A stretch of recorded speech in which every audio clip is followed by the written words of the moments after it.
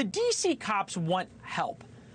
What is the right of the mayor and others to say, no, they don't need it?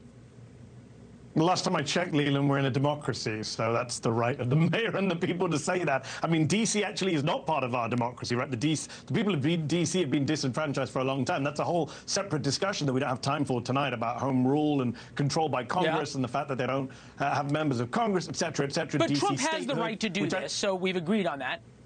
All right, folks, buckle up. We're diving into a clip that perfectly encapsulates the political gymnastics happening in our nation's capital. When the topic is crime, especially in D.C., you know things are about to get heated.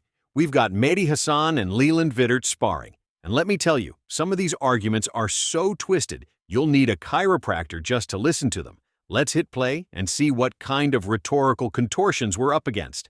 So Trump has a legal right to send troops, and he doesn't have a right to interfere in the government, which he's now trying to do. Only Congress does. But, you know, let's just take this one by one. Statistics that you don't like. The statistics do show that crime is down, violent crime is down in D.C. These are FBI statistics as well as city statistics, as well as every stat out there. It's at a 30-year low, violent crime in Washington, D.C. It's down 35% last year, and as you said, 26% this year. You know who bragged? Leland, you know who bragged that crime is down in D.C. by 26% in April of this year?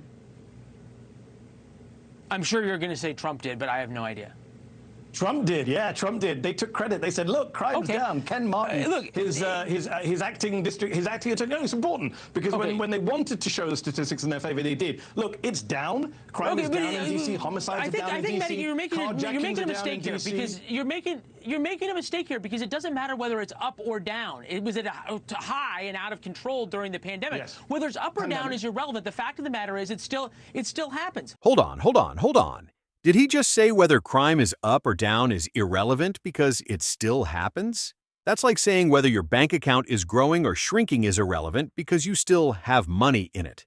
Talk about a logical pretzel. Of course, the direction of crime matters. If it's skyrocketing, that's a crisis demanding immediate, decisive action, not just a shrug of the shoulders. When you're talking about carjackings, mob looting, and people getting beaten within an inch of their lives, you can't just wave away statistics as if they're some inconvenient truth. This isn't about some abstract numbers game. It's about real people's lives, their safety, and their right to walk down the street without fear. To dismiss the trend of crime, especially when it's violent, is to dismiss the very real suffering of the victims. It's an argument so detached from reality, it's almost comedic if the stakes weren't so incredibly high for the citizens of D.C. Okay, we have video from Friday night where a mob of kids took over a store and looted it. We have video from about a week ago where they beat up this mob of 15-year-olds were carjacking somebody, beat somebody up, almost killed them. What about their rights? I'm still trying to understand why, if you're a law-abiding citizen, more police is a bad idea.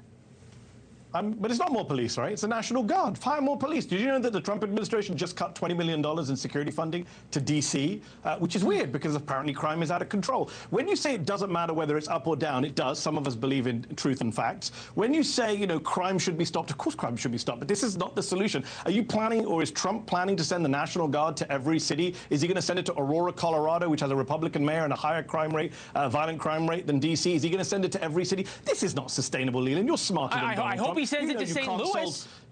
You can't solve the crime problem by sending the National Guard. We're Americans. We don't like the military on our streets. We're not a tin pot dictatorship. We should be able to sort out crime through law enforcement, through policy, which Donald Trump doesn't. We don't like the military on our streets. I agree. But you know what else Americans don't like? Mobs of kids taking over stores, carjackings, and innocent people being assaulted in broad daylight.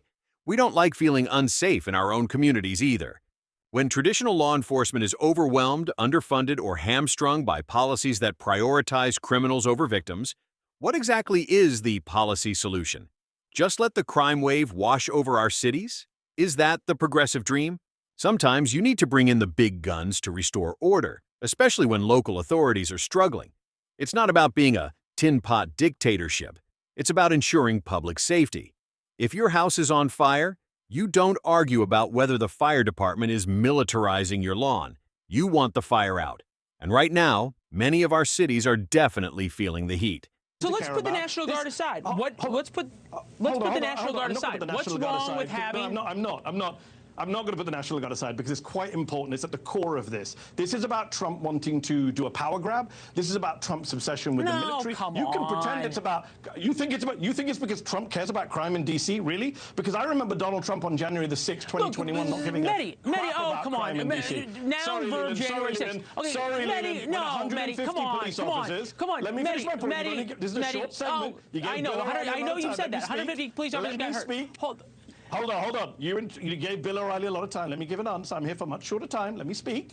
On January 6, 2021, you may want to move on for it. We all watched police officers in D.C. being attacked by a Trump-supporting mob, 150 injured, 600 people convicted. Mehdi, you're going to sit here. We know the statistics of January 6th. Mehdi, you're going to sit here. Mehdi, you're going to sit here. Mehdi, you're going to sit here and say if Trump cures cancer, then January 6th was terrible. Okay, the fact of the matter is you can't have an argument. You can't have an argument about what's happening on the streets of D.C. without going back to January 6th. Because it's about you won't talk about actually the crime. Donald Trump, Leland. No, it's not. It's about how to have people be safe. I said to you, Donald Trump doesn't care about crime in D.C. You said, yes, he does. And I said, I'm going to give you evidence to prove he doesn't. If he cared about crime in D.C., why did he pardon 600 people who assaulted police officers? You can't come and make this emotional claim. Oh, come on, Mehdi. You can't. You're talking about completely different things. You don't actually care about crime, then. You cannot talk about this. There's completely different things going on. Why? What do you mean either I care about crime or I don't? Where was the National Guard? Where was the National Guard on January 6th, 2021 come on. You can't do no. This is silly. Day. This is absolutely silly, Mehdi. You can't do this. Why, no, because it has nothing to do with what's happening or what the arguments are right now. Okay, and you can't. No, it has nothing to do with it. Crime matters in D.C. The victims of crime matter in D.C. What about the cops in D.C.? And I'm the saying only person who died on January 6th was a Trump supporter, and you can't talk about what's happening on the streets right now. Whoa. Let's hit the brakes on that one. To claim the only person who died on January 6th was a Trump supporter is a classic rhetorical sleight of hand that completely ignores the full, tragic picture. Ashley Babbitt was indeed a Trump supporter, and her death was tragic. But to imply she was the only fatality, or that other deaths weren't related, is deeply misleading. What about the officers who died shortly after, some by suicide, directly linked to the trauma of that day? What about the hundreds injured, the lives forever changed? It's easy to cherry-pick facts to fit a narrative, but real people suffered and died. Trying to dismiss January 6th as irrelevant to a discussion about D.C. crime, while simultaneously using it as a cudgel against Trump, just shows a desperate attempt to shift blame and avoid accountability for the actual crime problem plaguing the city. Let's stick to the facts, folks, not convenient distortions. Let me know when you want me to speak. No, you can't talk about you cannot talk about this without talking about January 6th or anything else. You won't have an argument on the merits. Mehdi, thank you as always. And there you have it, folks. Another masterclass in political rhetoric, where facts get bent and arguments get twisted into pretzels. It's clear that when it comes to crime and public safety, some folks would rather play word games than actually address the very real issues facing our communities. What do you think? Did these arguments make your blood boil, or do you see a different side? Let us know in the comments below. Don't forget to like this video, subscribe to the channel for more Straight Talk, and hit that notification bell so you never miss an episode. Until next time, stay vigilant, stay informed, and keep calling out the nonsense.